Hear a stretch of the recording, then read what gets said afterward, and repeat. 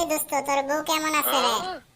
দোস্ত, তোর আজ পর্যন্ত ডাউয়ামি গেল না। তুই আমাকে জিজ্ঞেস করতে পারিস তো আমি কেমন আছি? তুই আমার বউয়ের কথা কি জন্য বললি? দোস্ত, তুই আসলে জানিস না আমি কি কারণে তোর বউয়ের কথা বলছি। তুই এটা জানলে অবাক হয়ে পড়বি। দোস্ত, বল তো কি কারণে বলছিস তুই এগুলো কথা?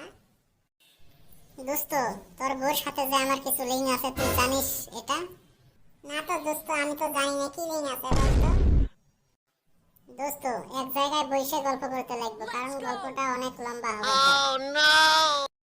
দোস্ত, তাহলে এবার বল তুই। দোস্ত, তাহলে আমি একটা শায়রি দিয়ে তোমাকে বোঝাচ্ছি, কথাগুলো বুঝবি, হ্যাঁ? রাতের আকাশে তাকালে দেখা যাচ্ছে লক্ষ লক্ষ তারা। তোর বউ বিয়ের আগে কার সাথে দিছে গান মারা। দোস্ত, তুই এটা কি বললি রে? দোস্ত, শুধু এটা নয়, আরো বহুত কিছু আছে। তোর বউকে ডেকে আন, আমি সব বলবো।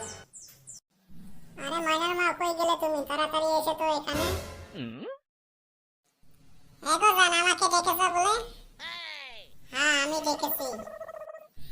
আমার দোস্ত তোমার কথা কি বলছে, হয় নাকি? তুমি বলে বিয়ের আগে কার সঙ্গে গান মারা দিছেন?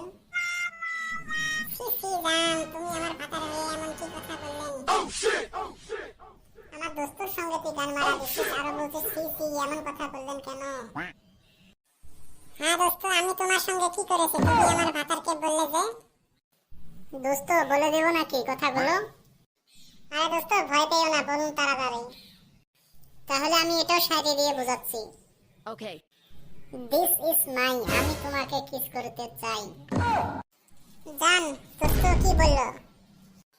না জান, তোমার দোস্ত সব মিথ্যা বলছে, এটা একটাও সত্য না।